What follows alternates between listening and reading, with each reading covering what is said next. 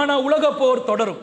ரசூலா புகாரில 2926வது செய்தியில சொல்றாங்க, அபூ ஹுரைரா ரலியல்லாஹு அன்ஹு அறிவிக்கிறாங்க, லா தகுமு ஸாஅ, கியாமத் வராது, ஹத்தா துகாத்திலுல் யஹூத, நீங்கள் யஹூதிகளுடன் போர் செய்யும் வரைக்கும், ஹத்தா யகூலல் ஹஜரு வராஹுல் யஹூதி, ஒரு யஹூதிக்கு பிறகு ஒரு யஹூதி கல்லுக்கு பின்னாடி இருக்கும் பொழுது அந்த கல்லு சொல்லும், யா முஸ்லிமே ஹாதா யஹூதியுன் வராஇ, எனக்கு பின்னாடி ஒரு யஹூதி இருக்கிறான், ஃபக்துலுஹு, அவனை கொன்று விடுங்கள் என்று ஒரு கல்லு பேசும் என்று ரசூல் ஸல்லல்லாஹு அலைஹி வஸல்லம் சொன்னாங்க.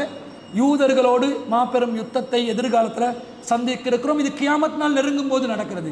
இந்த போர் என்ற அர்த்தம் இல்லை, ஆனால் கண்டிப்பாக நடக்கும். ரெண்டாவது, சஹீ முஸ்லிம்ல 5643வது செய்தி, அனஸ் இப்னு மாலிக் ரலியல்லாஹு அன்ஹு அறிவிக்கிறாங்க, யத்பஉ தஜ்ஜாலு மின் யஹூதி அஸ்பஹான 70,000 அலைஹிமு தயாலிஸா, தஜ்ஜால் அஸ்பஹான் என்ற பகுதியில் இருந்து வெளியேறுவான். ஒரு யூத இனத்திலிருந்து அவன் வெளியேறுவான். அவனுக்கு பின்னாடி 70,000 யூதர்கள் பின்தொடர்வார்கள். அவர்கள் எத்தகைய ஆடையில் இருப்பார்கள்? அலைஹிமு தயாலிசா, அவர்கள் தயாலிசா எனும் கோடு போடப்பட்ட கெட்டியான ஒரு வகை ஆடை அணிந்திருப்பார்கள் என்று நபி ஸல்லல்லாஹு அலைஹி வஸல்லம். அஸ்பஹான் என்பது ஈரானில் இருக்கக்கூடிய ஒரு நாடு. அங்கதான் தஜ்ஜால் வெளியேறுவான். ஈரான்ல யூதர்கள் சிறுபான்மையா இருக்கிறாங்க.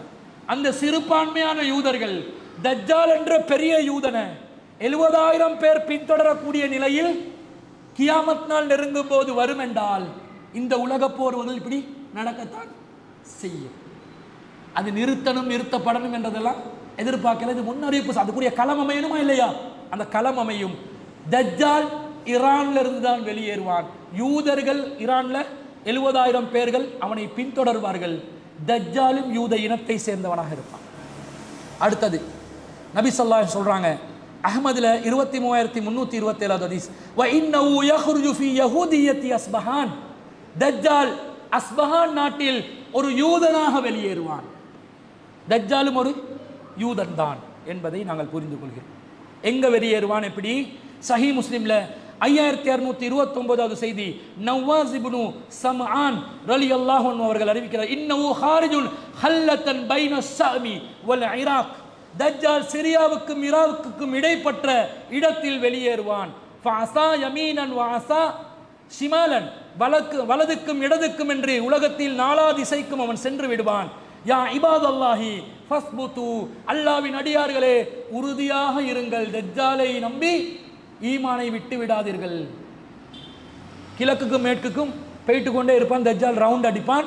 ஆனால் ஈராக்குக்கும் ஷாமுக்கும் சிரியாவுக்கும், சிரியா ஈராக், சிரியாட இடது பக்கத்தில் கிழக்கில் ஈராக் இருக்குது, ஈராக்குக்கு கிழக்கு பக்கத்தில் ஈரான் இருக்குது. அப்போ சிரியாவுக்கும் ஈராக்குக்கும் இடையில பாலைவன பகுதிகள் இருக்குது. அது ஈரான் அந்த வடப்பகுதியோட ஜாயிண்ட் ஆகலாம். அந்த பகுதியிலேருந்து தஜ்ஜால் வெளியேறதுக்கு வாய்ப்பு இருக்குது. அதே மாதிரி இன்னொரு ஹதீஸ்ல, திருமிதியில 2163வது ஹதீஸ்ல ரசூலா சொல்றாங்க, அத்-தஜ்ஜாலு யஹ்ருஜு மின் அர்லின் பில் மஷ்ரிகி, தஜ்ஜால் கிழக்கு பகுதி ஒரு ஊரிலிருந்து வெளியேறுவான். யுகாலுல்லஹா ஹுராசான், அதுக்கு ஹுராசான் என்று பேர். யத்பஉ அக்வாமுன், அவனை பலரும் பின்தொடர்வார்கள். கஅன்ன வுஜூஹுமுல் மஜானு முத்ரகா, அவர்களுடைய முகங்கள்ல ஒரு விதமான அடையாளத்தை ரசூலா சொல்றாங்க. ஹுராசான் பகுதியிலிருந்து வெளியேறுவாங்க. ஹுராசான் என்பது Iran, Afghanistan, Turkmenistan, Uzbekistan, Tajikistan என்ற 5 ஊர்களையும் உள்ளடக்கிய பழைய பேர் தான் குராசான். இப்ப குராசான் என்ற ஒரு ஊர் இருக்குது ஆப்கானிஸ்தான். அந்த ரசூலா சொல்லும் போது 5 ஊர்கள், ஈரானு, ஆப்கானிஸ்தானு, தஜிகிஸ்தானு, துர்க்மெனிஸ்தான் எல்லாத்தையும் உண்டாக்கின அடங்கின ஒரு ஊராக குராசான் இருந்துச்சு. இதெல்லாம் சொல்லும் போது சவுதிக்கு வட கிழக்குல, அதே மாதிரி ஈரான் வடக்குல, சிரியாவுக்கு கிழக்குல, ஈராக்குக்கு கிழக்குல தஜ்ஜால் வர்றதுக்குரிய வாய்ப்புக்கு அங்கதான் எல்லா கூத்தும் தற்போது நடைபெற்று கொண்டிருப்பதையும் பார்க்கிறோம். இந்த முன்னறிவிப்புகள் இருக்குது. கடைசியாக ஒரு கட்டம் வரும், ஈசா அலைஹிஸ்ஸலாம் சிரியால வந்து இறங்குவாங்க. ஃபயன்சிலு இந்தல் மனாரத்தில் பைலா சர்க்கிய திமஸ்கஸ், திமஸ்க் என்ற சிரியா என்ற நாட்டில் வெள்ளை மினாராவில் கோபுரத்தில் ஈசா அலைஹிஸ்ஸலாம் வந்து இறங்குவார்கள். அந்த நேரத்தில் ஈசா அலைஹிஸ்ஸலாத்தை பின்னோக்கி ஒரு முஸ்லிம் கூட்டம் இருப்பார்கள். சஹீஹ் முஸ்லிம்ல 5629, சிரியா, திருப்பி தமஸ்கஸ் சம்பந்தப்பட்ட இடங்கள் பாருங்க, ரசூலா முன்னறிவிப்பு செய்த இடங்கள். அடுத்ததாக கிறிஸ்தவர்களோட ஒரு போர் நடக்கும். லா தக்கூமு ஸாஅத்து ஹத்தா யன்ஸில ரூம், பில் அமாக் அவு பிதாபிக், தாபிக் அல்லது அமாக் என்று சொல்லக்கூடிய இடத்தில் கிறிஸ்தவர்களுடன் ஒரு போர் நடக்கும் வரை உலக அழிவு வராது. ஃபயஹ்ருஜு இலைஹிம் ஜைசுன் மினல் மதீனா மின் ஹியாரி அஹ்லில் அர்லி யௌமைதீன். அந்த நாளில் மதீனா தேசத்திலே மிகச்சிறந்த மனிதர்கள் ரோமர்களுக்கு கிறிஸ்தவர்களுக்கு எதிராக போர் செய்வார்கள். அப்ப இந்த முகமது பின் சுலைமான் என்ற இந்த பொம்மலாட்டக்காரண்ட ஆட்சி என்ன செஞ்சிடும்? இல்லாம போகும். மதீனால உண்மையான போராளிகள் உருவாக போகிறார்கள் என்ற செய்தியை நாங்கள் பார்க்குறோம். இந்த செய்தி சஹி முஸ்லிம்ல 5553 செய்தி. இப்படியே இப்படியே இப்படியே போயிட்டு கடைசியில் அங்கே ஆட்டை கடிச்சு மாட்டை கடிச்சு கடைசியில் காபாவே கடிக்க வந்துடுவாங்க. புகாரில 1591 செய்தி. யுஹர்ரிபுல் காபத்த து சுவைகத்தைன் மினல் ஹபசா, ஹபசா அபிசீனியாவை சேர்ந்த சிறுத்த கால்களை கொண்ட சின்ன கட்ட கால் உள்ள மனிதர்கள் சிலர் வந்து காபாவை சிதைப்பார்கள் என்று நபி ஸல்லல்லாஹு அலைஹி வஸல்லம் சொன்னார். காபாவை நாசமாக்குவாங்க. காபாவே என்ன செஞ்சிடும்? அழிஞ்சிடும். காபாவே அழிஞ்ச பிறகு ஹஜ் உம்ராக்கு இடம் இருக்குமா? இல்லை. அமல் செய்யறதுக்கு இடம் இருக்குமா? இல்லை. அப்ப கடைசியில் என்ன நடக்கும்? ஒரு காற்று வரும். அந்த காற்று வந்து மூமின்களை அப்படியே கவ்விக்கொள்ளும் என்று நபி ஸல்லல்லாஹு அலைஹி சொன்னாங்க.